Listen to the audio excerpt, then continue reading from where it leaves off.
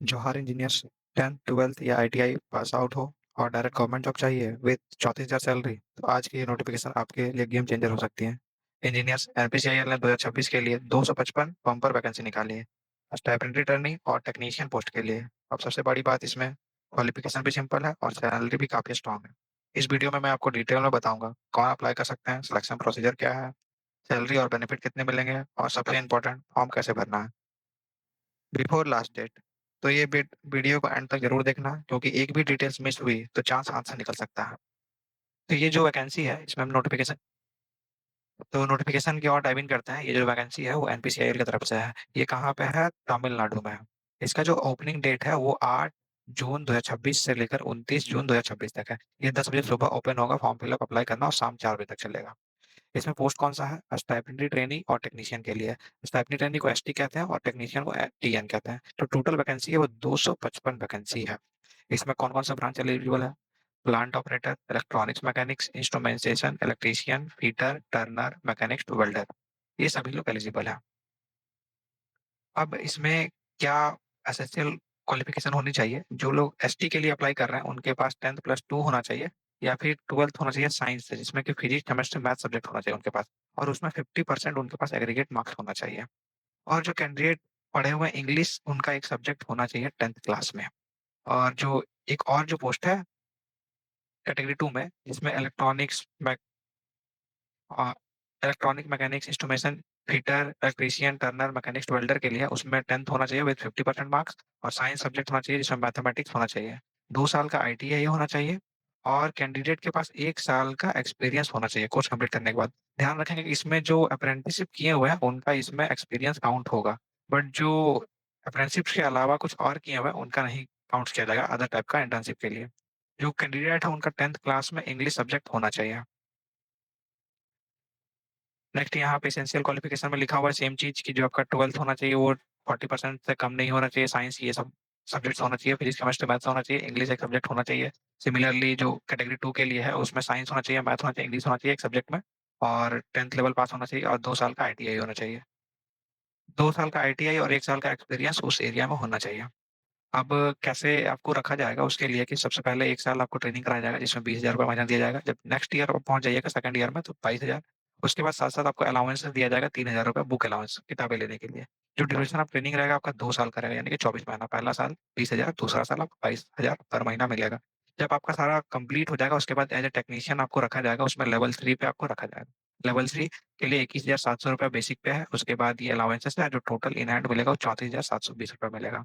Allowances बहुत सारी है, travel, house, site, professional update, employ का भी बेनिफिट्स बहुत सारा है, इंसेंटिव भी है, लोन भी है, रिटायरमेंट के बाद भी बेनिफिट्स बहुत सारा है। इसमें ध्यान देने वाली बात यह है कि इसमें एक बॉन्ड भी है। बॉन्ड क्या है कि जब भी आपका जैसे ट्रेनिंग खत्म हो जाएगा, ट्रेनिंग खत्म होने के बाद 5 साल तक आपको कंपनी में सर्व करना पड़ेगा। अदरवाइज आपको 5,07,000 रुपये पेनल्टी देना पड़ेगा। इसमें जो एज लिमिट है वो लोअर एज लिमिट 18 साल होना चाहिए और अपर एज लिमिट 24 साल होना चाहिए। यानी कि जो कैंडिडेट 29 जून 2002 के बाद और 29/6 2008 से पहले बॉर्न हुए हैं, वही लोग इसमें एलिजिबल है। अदरवाइज आपके पास कोई कैटेगरी है तो आप इस एज रिलैक्सेशन को क्लेम कर सकते हैं। जो मिनिमम हाइट होनी चाहिए वो आपके पास 160 सेंटीमीटर होना चाहिए, और जो वेट होना चाहिए वो 45.5 किलो होना चाहिए। इसमें जो सिलेक्शन प्रोसीजर है, उस सिलेक्शन प्रोसीजर में पहले आपका ऑनलाइन एग्जाम होगा। उसमें 2 स्टेज है, एक प्रिलिमिनरी स्टेज है, एक एडवांस टेस्ट है। जो प्रिलिमिनरी स्टेज है वो सिर्फ स्क्रीनिंग के लिए है। स्क्रीनिंग में क्या है कि आपसे 20 नंबर का मैथ, 20 नंबर का साइंस और 10 नंबर का जनरल अवेयरनेस पूछा जाएगा, जिसके लिए आपको समय दिया जाएगा 60 मिनट 50 क्वेश्चन। इसमें हर एक क्वेश्चन के लिए सही के लिए आपको 3 नंबर दिया जाएगा और गलत के लिए 1 नंबर काट लिया जाएगा।